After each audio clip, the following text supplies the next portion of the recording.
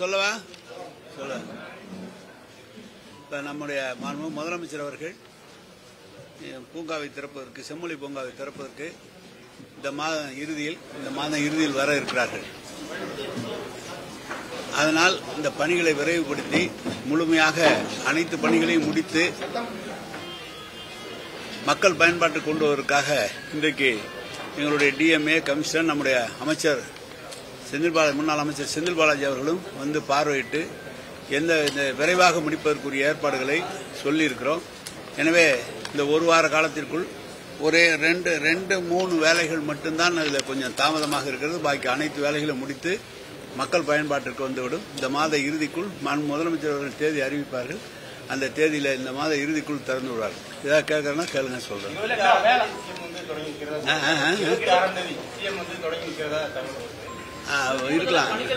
இருக்கலாம்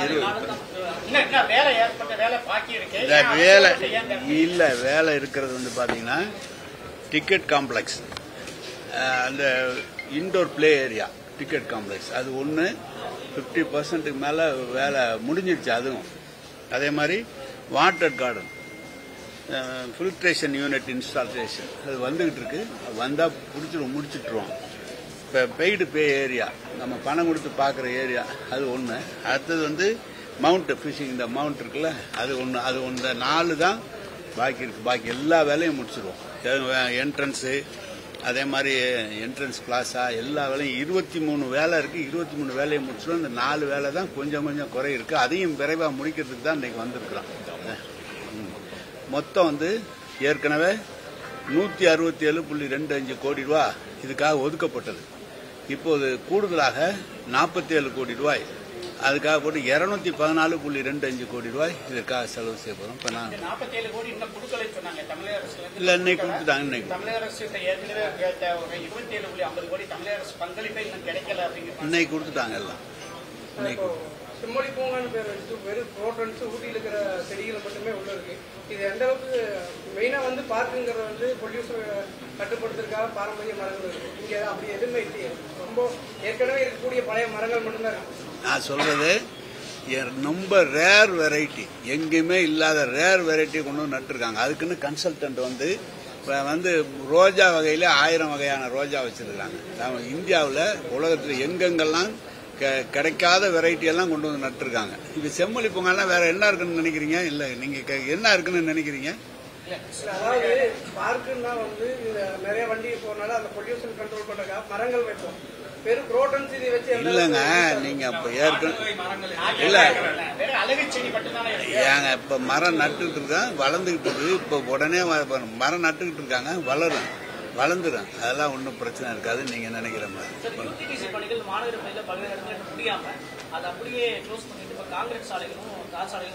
இல்ல, அப்படி இல்ல. அண்டர் கிரவுண்ட் ட்ரைனேஜ் எந்த மழை காலத்துல கொஞ்சம் தாமதப்படுத்துறோம். மழை காலம் வந்து ரோட பேக்கக்கூடாது அப்படிங்கிறதுக்காக தொடர் செலவு எங்கேயும் நிறுத்த மாட்டோம், முடிச்சுட்டுருவோம். அது அமைச்சர் இந்த அண்ணன் செந்தில் பாலாஜி அவங்க வந்து முடிக்கணும், அந்த ரோடெல்லாம் போடணும்னு சொல்லிட்டு இருக்காரு. அதனால அந்த வேலையெல்லாம் பார்த்துக்கிட்டு தான் இருக்கு. துப்புரவு பணியாளர்கள் பணி நிலத்தை வந்து ரொம்ப நாள் கேட்டுட்டு இருக்காங்க. தமிழ்நாடு முழுக்கவே இந்த கோரிக்கை இருக்கு. இது சம்பந்தமா எந்த அறிவிப்பு இது வரைக்கும் வெளியிடவே இல்லை. அது சம்பந்தமா வேற ஏதாவது இருக்கு? துப்புரவு பணியாளர்களுடைய கோரிக்கையை வந்து தமிழக அரசு புறக்கணிக்குது. எதுக்காக சார், இன்னைக்கு காலையில் கூட முதலமைச்சர் அவங்களுக்காக தான் 6 திட்டங்களை அறிவிச்சு கொடுத்துருக்கிறார். வீடு 17 லட்ச ரூபா வீடு கொடுத்துருக்கிறார். சாப்பாடு 3 வேலை சாப்பாடு அவங்களுக்கு எந்தெந்த ஷிஃப்ட் வரோ அந்த ஷிஃப்ட் கொடுத்துருக்கிறார். அதோட மட்டும் இல்ல, அந்த பிள்ளைகள் படிக்கிறதுக்கு மானியத்துடன் பணம் கொடுத்துருக்கிறார். தங்கறதுக்கு வீடு கொடுத்துருக்காரு. எல்லா மெடிக்கல் ஃபெசிலிட்டிஸ் எல்லாம் கொடுத்து எல்லா வேலையும் இன்னைக்கு காலையில் ஆரம்பிச்சு வச்சிருக்காரு. கவனிக்காமல் அல்ல, கவனிச்சுக்கிட்டு இருக்கான். எல்லா இடத்துலையும் எப்படின்னு கேட்டீங்கன்னா எல்லாம் பிரைவேட்டைஸ் பண்ணியிருக்கிறாங்க. அங்க அது இந்திய அளவில் எடுக்க வேண்டிய முடிவு. அதை பார்த்து பேசிட்டு இருக்காங்க, எடுப்பாங்க, பேசுறாங்க.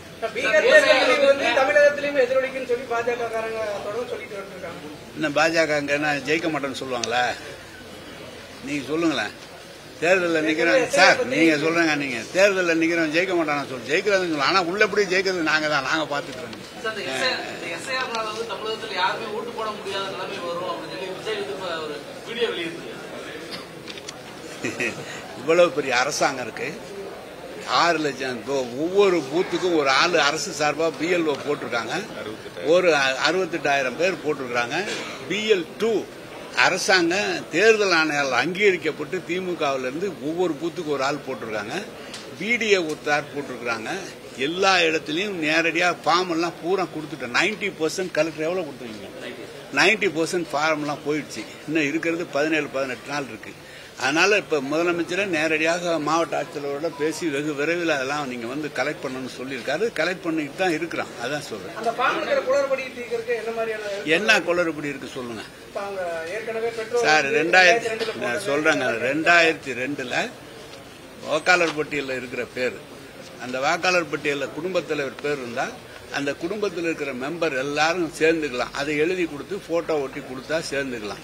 தவறு இல்லாம ஃபுல்லப் பண்ணி கொடுக்கணும்னு சொல்லியிருக்கோம். அதுக்காக எல்லாரும் தான் அரசாங்கத்திலையும் சொல்லியிருக்கோம், கட்சியிலையும் ஆள் சொல்லியிருக்கோம். புதுசா சேர்க்கிறவங்களுக்கு ஃபார்ம் 6 போட்டு அதையும் கொடுத்துருக்கோம். இந்த 30 நாள் முடிஞ்சோன்னா அடுத்த 30 நாள் அந்த வேலை எது சரி பார்க்கிற வேலை தான் இருக்குது. அதனால ஓட்டு சேர்க்கறதுக்கு எல்லா முயற்சியும் அரசாங்கம் எடுத்திருக்கு, திமுகவும் எடுத்திருக்கு. வேற சொல்லுங்க. சின்னவேலப்பட்டி ஏரியில பவானி ஆற்றினுடைய உபரி நீரை சேர்க்கிறதா சொல்லி நம்ம எம்பி எலெக்ஷன் வந்தப்ப சிஎம் அனௌன்ஸ் பண்ணாரு. ஆனா இப்போ வந்து சுத்திகரிச்ச கழிவு நீரை போய் சேர்க்கறதுக்கு நம்ம கவர்மெண்ட்ல ஆர்டர் போட்டிருக்கோம். சொன்னதுக்கும் இப்ப செய்யறதுக்கும் முரண்பாடா இருக்கு. இல்ல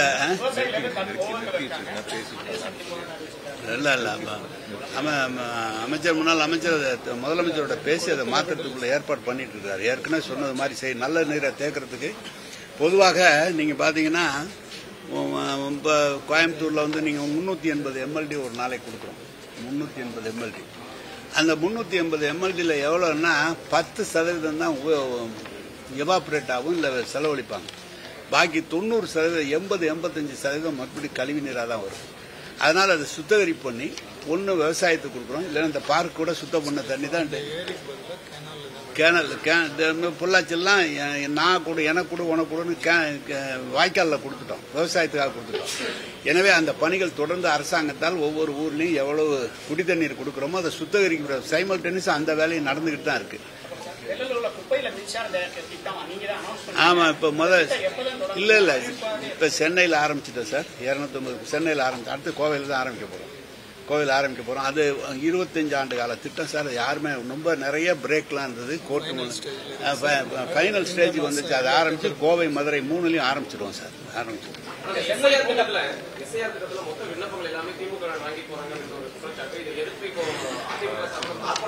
நீங்க வாங்க, நான் கொடுக்க சொல்றேன் உங்களுக்கு. யார் சார் பாரம் எப்படி சார் எங்க கிட்ட கொடுப்பாங்க? நேரா வீட்டுல தானே கொடுப்பாங்க. BLO கொண்டு வீட்டுல தானே கொடுக்கணும். நாங்க எப்படி வாங்க முடியும்? அவரு ஏங்க இது நீங்க எப்படி நீங்க சொல்லுங்க, நிருபர் சொல்லுங்க. நீங்க கலெக்டர் ஒவ்வொரு வீட்டுக்கும் போய் 2 ஃபாரம் கொடுக்குறாரு. இதுல நாங்க எப்படி வாங்க முடியும்? கொடுத்த ஃபாரத்தை ஃபுல்லப் பண்றதுக்கு அவங்களுக்கு உதவி பண்ற வேலை தான் எங்க வேலை. அந்த வேலை தான் நாங்க செய்யறோம். அவங்க ஒரு ஆளையுமே போடாம இப்ப கடைசி நேரம் எங்களை குறை சொல்லிக்கிட்டே இருந்தா இப்படி நாங்க போறாரு, கூடவே போறாரு, அரசு அதிகாரியோட கூட போறாருன்னா அதுக்காக தானே தேர்தல் ஆணையம் எங்களுக்கு அனுமதி கொடுத்துருக்கு. ஒரு நாளைக்கு 50 பேரை சேர்க்கலான்னு சொல்லி. அது எப்படி நீங்களும் சொல்றீங்க? தேக்க நிலை ஃபாரம் கொடுக்கறதுல கொஞ்சம் 1 நாள் 2 நாள் டிலே அந்த பிரிண்டடு எல்லா மாவட்ட ஆட்சித்தலைவரும் அதை கவனமா இருக்கிறாங்க.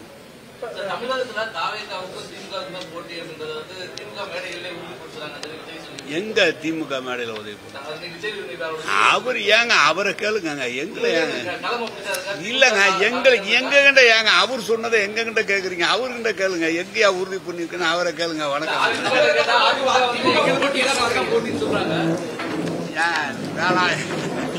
பாலாஜி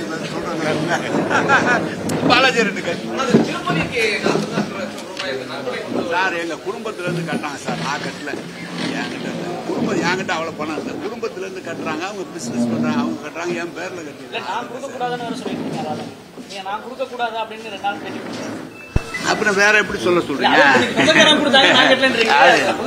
அது எதை எங்க ஊர் நிருபர் கேட்டா எங்களோட ரொம்ப குறவா இருக்கிற ஒரு நிருபர், அதனால ஏயா நான் கொடுக்க கூடாதுன்னு கேட்டேன் சார். எப்படி நீங்களே சொல்லுங்களா, கேஸ் போட சொல்றீங்க சார். பிசினஸ் பண்றாங்க சார் குடும்பத்துல, நான் எங்களுக்காக கட்டுறாங்க. அது போய் நான் எப்படி வேணான்னு என் பேர் தெரிஞ்சிருந்தா நல்லா அலோவ் பண்ண மாட்டேன் சார். அந்த எஸ்ஐல வடமாநில தொழிலாளர் அதிகமா சேர்க்கக்கூடிய பணிகள் நடக்குற மாதிரி சொல்றாங்க. அதுதான் ஏற்கனவே சொல்லியிருக்கேன் சார். நீங்க ஒரு இடத்துலயும் சேர்ந்த மாதிரி ஒரு பஞ்சா 100 பேர் சேர்த்தாங்கன்னா அதை போய் பார்க்க சொல்லி அப்ஜெக்ஷன் கொடுக்க சொல்லியிருக்கோம். அந்த 100 பேர் சேர்க்கறத பத்தி அவங்க 3 மாசம் 4 மாசம் இங்கேயே இருக்காங்களா, அவங்களுக்கு நேட்டிவிட்டி சர்டிபிகேட் வந்து விஓ பண்ணிருக்காரா, விஓ பண்ணி தாசில்தார் கொடுத்துருந்தா அது சேர்க்கலாம், இல்லைன்னா சேர்க்க மாட்டாங்க. அது சொல்றாங்க சார். சரி.